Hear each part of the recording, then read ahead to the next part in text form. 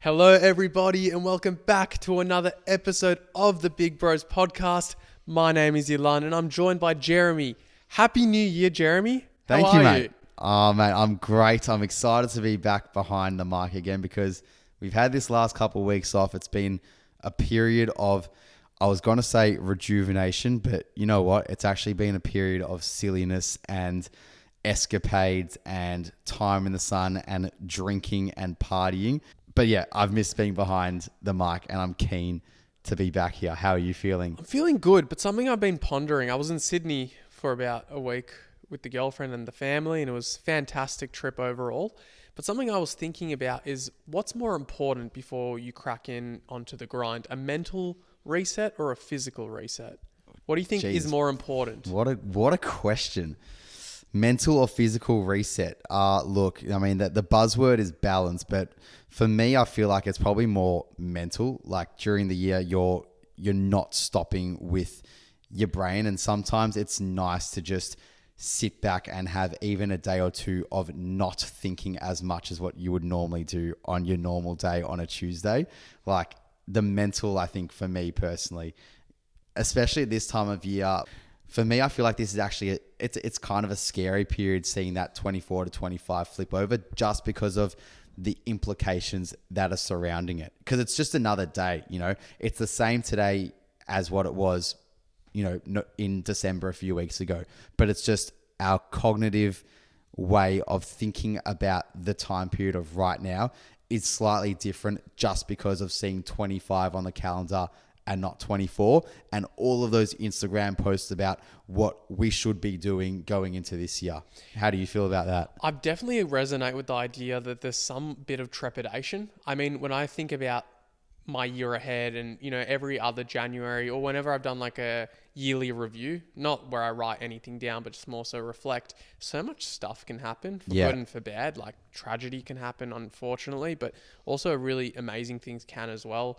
So, you know, this is a big year ahead. Like I'll have a few kind of family milestones, older brothers getting married, girlfriend's older brothers also getting married. So there's like all these cool events that are going to be happening. And you think about the 12 months ahead and you do think that like, Jesus, like it can be overwhelming thinking about all these events that will take place. But at the same time, you also have to understand there's uncertainty surrounding all the other events that may not take place. For example, unfortunately, no day, and not to try and make this depressing or not, or, you know, not to make this episode depressing, but no day is guaranteed. So I think something that I've tried to keep in mind at the start of every year is just to, you know, take it day by day, but enjoy each month as it comes.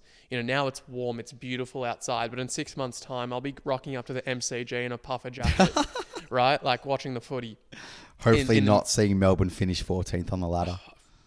Trust me, I do not want to say that. But it's just trying to find advantages in each month. And I think that's like a cool way to structure your year as well. So like, for example, we're in January now. For a lot of people, that's like going back to work, but also enjoying the good weather. And I know me and you have spoken about this, but it's like being more intentional about, you know, spending time with friends outdoors, going for beers after a long work day, getting that pro-social element of being with one another.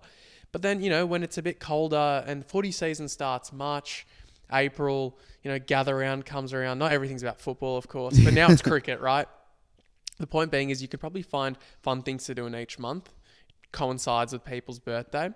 But something you talked about and spoke about just briefly before was the whole idea of goals and how goals, you kind of get sick of hearing about it. And something that I think about a lot when I hear about New Year's resolutions goals is what James Clear writes in Atomic Habits, which is you do not rise to the level of your goals, but rather you fall to the level of your systems. And I think that's such a crucial point because I think with goals, we can get so fixated on whether we achieve them. It's a binary. You either achieve the goal or you don't achieve the goal. And I think less emphasis is placed on the mechanisms to actually get you to the goal. So if you had a goal of wanting to get into better shape, as a simple example, we more so visualize what that better shape would look like, but we don't really think about what are the steps in place? What is the nutrition going to look like? What's the pump going to feel like at gym? What's your workout routine going to look like? What's the progressive overload going to look like? And asking yourself these really probing questions about the mechanisms is probably a more useful task because there's less uncertainty then when you are trying to embark on that goal. And I think with that, it's similar to what we see in elite sports, for example. You don't often see or hear of a team coming out at the start of the preseason and saying, the New Year's resolution for this team this year is to, be minor premiers or win the flag or finish top four. Like that is it's a massive goal to hold for your whole season. Rather, what a lot of them do is they'll say, we're going to look at the season in blocks. Like we'll have a 4-week block where we play these matches against these teams. And our aim is to maybe win 3 out of the 4 of these matches. Then we look into the next block after that and we reset and we focus on what the goals are for that block based off how we performed in the previous block. And I think if we take that mindset going into New Year's resolutions or our goals for 2025, what a more comforting way to feel about your exploration of bettering yourself for the year ahead, rather than having that huge overarching goal of, I want to achieve this by the end of the year. I want to have X amount of followers on my channel by the end of the year. I want to have those washboard abs by the end of the year.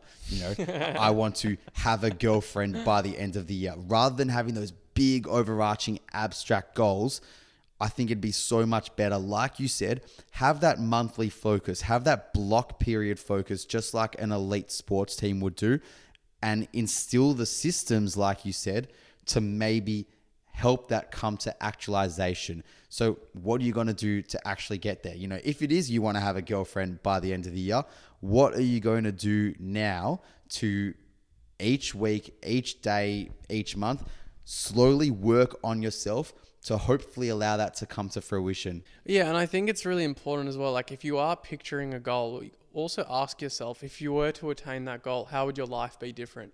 Ask yourself, what would you have to sacrifice in the process of achieving that goal? What thoughts would you think relative to what thoughts you think now? How would you feel as well? So asking yourself those questions actually serve a very useful purpose because it allows you to visualize. And we know that visualization is used in a lot of high performance high performance ventures, manifestation. But the reason it's also effective is because you start getting used to thinking what it feels like to have achieved your goal, you'll naturally start putting behaviors in place that are in service of those thoughts and feelings. And that relationship becomes bi-directional, right? So I think if we can start shifting our focus to actually asking ourselves, how would our lives be different? What would we be thinking if we were to achieve that goal? And what would we be willing to sacrifice in the pursuit of that goal? It goes a long way, rather than just having an abstract, I want to make X amount of money this year. I want to have 6-pack washboard abs like I do, of course. But yeah. About New Year's resolutions, I actually feel so many of them are also bullshit or based on lack of realism. And what I mean by that is you see so much at this time of year posts like, chase your dreams, quit the job that you're currently doing and go and chase that dream of yours, and, dream bigger and be bigger, and, do this and put your eggs in this basket and go and chase this. And, life is all about balance, and like all of these big buzzwords that we are so much fed into, and we've been fed into this for years. We've been fed into it in Hollywood as well. And not all of it is necessarily true. Like if I use the whole quit your job and chase your dream type analogy as well, people aren't always in the position where they can just do that. Like people need to put food on the table. People need to be able to afford their living. And, if you're wanting to do a podcast or make TikTok videos or be a YouTube creator, for example, and you're currently not in a state of monetization and in a state where you can, afford to live off that hobby, you can't actually quit your job just then and there. So I think a lot of the messaging we also hear at this time of year can be dangerous, and it's glorified in a way. It's so nice to just always hear about, chase the dream, chase the passion, but it should come with some form of realism as well. And that's where I think, the whole adage of side hustling is beneficial for a lot of people to hear, because you can still be in a job that you might not like at the moment while still putting your eggs in the side hustle on the side, so that hopefully you can build yourself up to that point where you can put more energy into the side hustle one day and grow that further. Because if that side hustle isn't allowing you to make that living at the moment, then how the fuck are you going to like actually be happy in the whole process? You're going to end up being stressed. You're going to end up hating it. And it's a recipe for destruction in a way. So I think hearing some New Year's resolutions at this time of year need to be taken with a grain of salt, and, you know, not everything needs to be bought into and should be glorified. I agree. I think what annoys me about it is that these goals are too airy-fairy and broad, right? Yeah. If you make a goal really specific, I get on board, because when it's broad, it just sounds like something we hear on a motivational Instagram post, and that's it. Yeah. And the reason it annoys me is because when something's broad, it's less likely to be achieved. Because I don't mind the whole adage of chasing your dreams, but what does that mean? Yeah. What does chasing my dream look like relative to yours? And another thing that kind of bugs me is I feel like people download New Year's resolutions that are desired by others, but not desired by themselves. And the only reason they do it is because it's socially admirable. So these are goals and resolutions that they think are important only because people on social media have told them it's important. But for them, it doesn't really make a difference. So as an example, for me, a goal that I actually think is quite necessary is to reduce my screen time. I think I spend way too much time on my phone, way too much time behind a computer, albeit most of the time I spend behind a computer is for work purposes. But on my phone, I'm the first one to admit that I doom scroll like there's no tomorrow. I'm doom scrolling X, Instagram, Facebook, TikTok from time to time. X. Yeah, X, formerly known as Twitter. And I don't think there's anything wrong with having the occasional wind down time before bed you want to be on your phone. But I feel like in my case, it's at the point where I'm like full on addicted to it. So how are you going to change it this year? So I'll leave my phone in my bedroom charging, and I'll go to my study and I'll do what I need to do. And if, just in case people need to reach out to me, like I'll let loved ones know, girlfriend know, like I'm going to be uncontactable for the next hour and a half, 2 hours. Nice. Yeah. And then that's something that might feel really uncomfortable to do. So for anyone who is in the same predicament where they feel like they struggle with just putting that phone down, start really small. Can you go 10 minutes without it? Like putting it in the other room for 10 minutes. And you know what? It doesn't have to be hardcore 7 days of the week. If I want to have a couple of days where I doom scroll, that could be on a weekend. That could be a day where I'm kind enough to myself to allow myself to do that. Because I think that when it comes to cutting out certain addictions, like in exception for like, you know, smoking, alcohol and so forth, things like the phone, it serves a lot of utility as well. It's not all bad. But I think that sometimes we're also fed this idea that you need to go cold turkey with everything. And with some things you definitely do, don't get me wrong. But I think something like the phone, it's like it doesn't need to be this hard approach all the time. Yeah, exactly. And I like how you've broken it down as to, you know, it doesn't need to be done 7 days a week, because that's another whole lot of crock of crap that we're fed at this time of year with resolutions, is that we need to make this a habit for us and we need to stick to it, you know, whether it's with running, whether it's with, you know, doing breath work for 60 days straight, going sober for 6 months. Like, whole goals like this can scare the shit out of people, and we need to remember that you are human, you're going to fuck up, you're going to make mistakes. So I think if you are that type of person that likes to write down big overarching goals, and fine if you are, but maybe consider writing down those goals with some leeway to your goals as well, with some leeway to have those moments of rest from them, have those moments of, you know, allowing yourself to just be human in that way. And I think that's a lot comforting to know as well with your goals. Because what's the difference? Like someone who burns themselves out, they might have the most intense performance and, you know, progress when trying to achieve that goal, but they're going to burn out way quicker than the person that maintains a slow and steady pace. For sure. I think when I think of me going into this year as well, I'm going to be honest, I have not sat down and properly reflected on 2024 yet. I feel like as a whole year, I haven't, but 2024 was a year where I was actively reflecting about the year as a whole as it was going. And I think I just want to take that into this year as well. I don't think we need to get to the end of the year and say, what were my highlights? What were my lowlights? What can I do better? What do I want to instill for this year? I think it should be an ongoing process. And, you know, whether that's writing it down or whether that's just lying in your bed at the end of the night when your head hits the pillow and having 5 minutes to just think about shit in your head and reflect on what you're going to do tomorrow. I feel like that's necessary always. And that's something I want to take forward into this year. I think when it comes to like me personally, what I want out of this year, I just want to experience more of the good shit that I have been experiencing in the past year. I want more vibey times around vibey people. I want to experience more of that. I want to experience more laughs, more smiles, more good energy, more enthusiasm, more of just the simple mundane stuff that makes the everyday enjoyable, because that's what most of life is. It's not the highlights of, being at a day festival in peak summer in 26 degrees surrounded by your best mates. That is not every day. Like what you said before earlier, a lot of the everyday during the year is waking up when it's 17 degrees outside.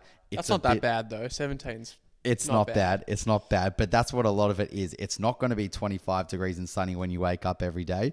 It might be 16 degrees overcast and you feel sleepy and you don't want to get out of bed because you are just not vibing how you are at that stage in the morning.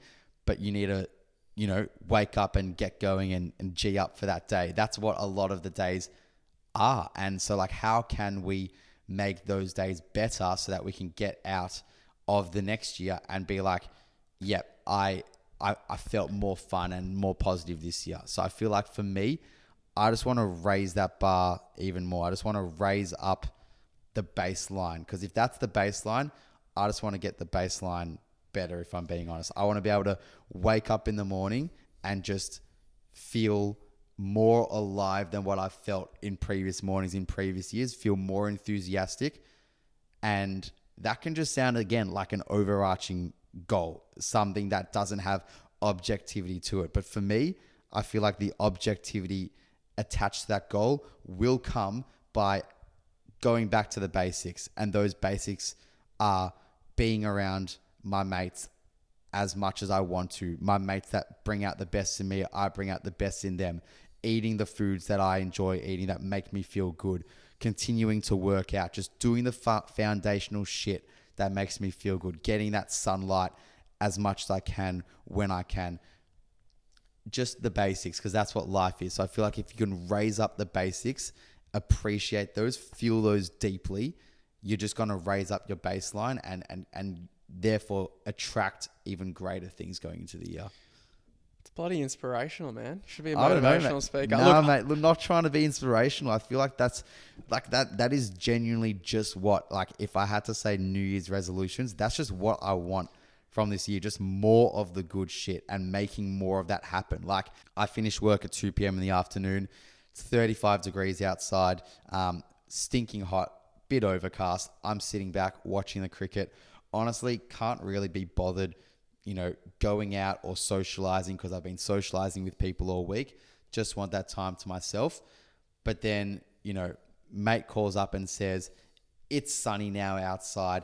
How good would just like a casual beer and a catch up be later this evening? It doesn't involve needing to be a big night. It's just us catching up with a few people, and we'll take it as it comes, and we'll just go at our own pace.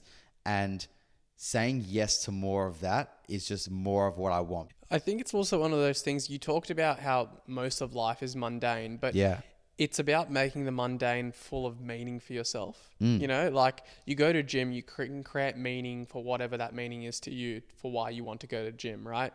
It's to look good, to feel good, to accomplish certain personal achievements. But, that could also be done with the little things, like, as you said, just kicking back yesterday with your friends. But even before that, kicking back and watching the cricket and watching the Indian order collapse. Like, I found great meaning in that. So good. Because, we're about to win the Border Gavaskar trophy at time of recording, unless we are all balled out. But the point is, if you can make your mundane activities full of meaning, then it goes a long way. I mean, I was in Sydney last week, as I said earlier, and, a common thing that people do on the coastline is they wake up early before work, go for a run, go for a walk with friends, catch up. And I think James Smith talks about it, which is like, because he's from the UK, and he says, if in the UK you ask your mates, do you want to wake up at 6 a.m.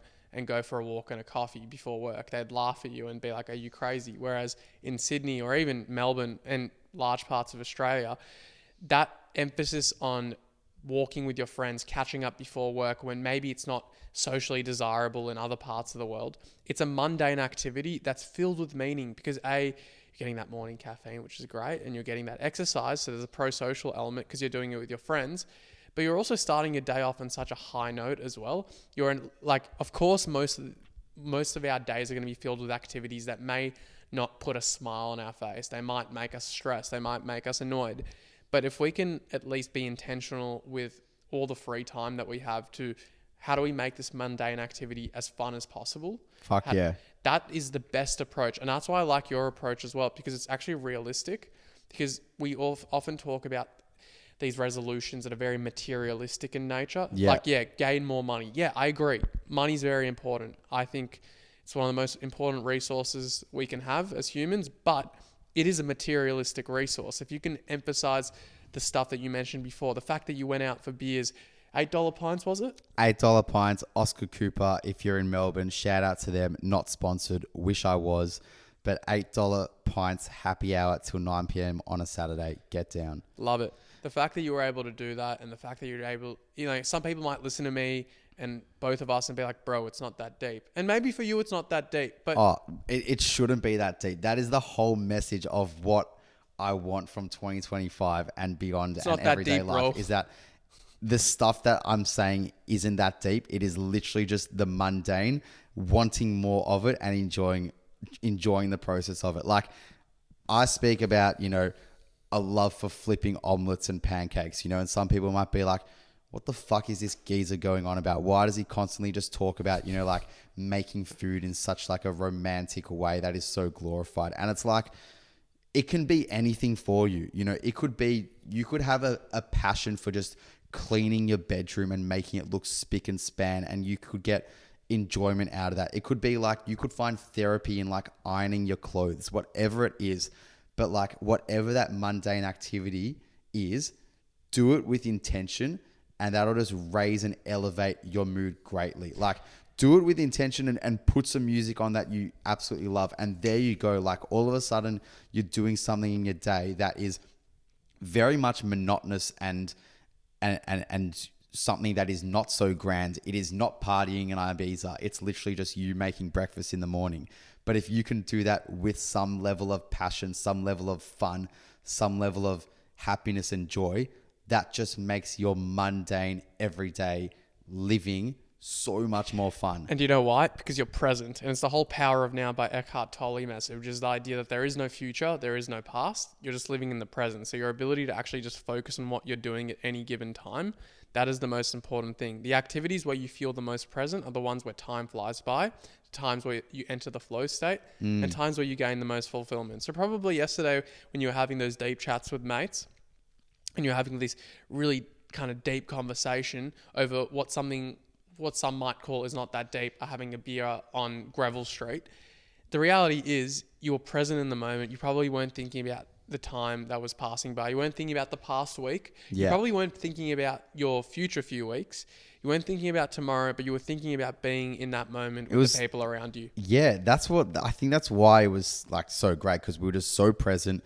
We, weren't really on our phones that much. Like one's conversation got pretty in depth. And when I say in depth, we were just talking about, upbringing. We were talking about relationships, with family, with people, with parents, and one thing just led to the next and it snowballed, and we were just having these great chats. But yeah, again, it wasn't a grand activity. It was a mundane activity. Like this happens on the regular with a bunch of people, going out for drinks with people, having food with people. But if you can get yourself around the right people and be around the right environment, you will just elevate that mundane activity so much more. And I think, I don't think it's bad to say that you want more of that good shit. And what I mean by that is it might be easy for someone to comment on what I'm saying and just say, maybe you should just be grateful with what you are experiencing now. It sounds like you are, to be fair. You are grateful. Of course. And, like someone might view this and think, you sound like you've got a great way of living, great friendship group around you, you get up to fun, and you're just saying that you want more and more and more. And that might sound greedy, but you know what? Like, I don't think it comes from a place of greed, because I think the beauty of life and living is always wanting to elevate it and to enjoy the pursuit of that. Like, whether we talk about happiness, like wanting to be happier or wanting to be loved, sometimes the pursuit of that is greater than the feeling itself. Sometimes the chase of something is greater than getting the chased object. It's like climbing that mountain. Sometimes the process of getting to the top of the mountain might actually be nicer than the view, because you know that you've worked hard to get there, or you've had incredible chats with someone alongside you on the way. So the pursuit of something greater, I feel like, can often be sometimes better than the destination itself. So therefore, it's not bad to say that you want more and you're putting in the steps to want more of something good, because we're not entitled to get that thing, but we can be entitled to have a crack more than anything. Could it also be that you're just content with what you have currently, and you're just wanting to maintain that level of what you currently have? Because it doesn't sound like you're striving for these big goals. To me, what it sounds like is someone who doesn't have a heap wrong going on in their life. You're pretty grateful for the things happening, and you're cognizant of all these great things. So you're content with everything. So your only resolution is just to keep up those things and, be more intentional than slightly more than you already are, which doesn't sound like it's coming from a place of greed. It's coming from a place of contentment and a happy place in your life. Exactly that, mate. I already feel like I'm content because I've been putting in the actions of the mundane to make my fulfillment in everyday life as best as it can. And obviously there are days where like I'm not as vibey and as enthusiastic, but like overall, I just want to be more of that. Have less days where have less days of not feeling as vibey and more days of feeling vibey. So that's the basis of my goals for this year, just raising that bar to the next level to just make as many days feel more sick and fun, and do that by being around the people I love, putting in those things that I love doing, those good habits, and, just feeling more. I just want to feel more. Just want to keep feeling more. You fiend. Fiending it. Just fiending good feels, mate. That's what we're about. No, we love it. On that note, Jeremy, any final thoughts before we wrap up the first episode of 2025? Scary to believe that 10 years ago was 2015. Do you remember what you were doing 10 years ago? 10 years ago? What? That was 2015. That was year 9. Yeah, Fuck, that was a shocking time for me personally, I feel like, in school. That was just the time period of not really feeling like you're fitting in. You've got emotions and hormones running riot. You've got pimples growing in places that you didn't know they could grow in. And that was a weird time period. But, that's a whole nother episode in itself, isn't it? I reckon it is. But you know what? We've both come a long way. 10 years later, we're in 2025. Embarking on year 3 for the potty too. So, I think we should let's just mention that because, we've obviously got high hopes for this year as well. There are things that we want to achieve. No need for us to, go and list all of them in these big abstract goals, because I think we've, you'll see, as you guys the audience and listenership will see. Absolutely. As you guys can pick up on our vibe that, don't think we're too much very interested in blurting out these big abstract goals. Rather, we're just keen to put them into action in terms of put in the steps in place so that, we can get to the end of the year and say that was a better one. On that note, guys, if you've enjoyed this episode and feel like someone else would benefit from it, feel free to share it around. Hope everyone has a lovely and happy Tuesday, an amazing week ahead. Bye-bye. Happy New Year.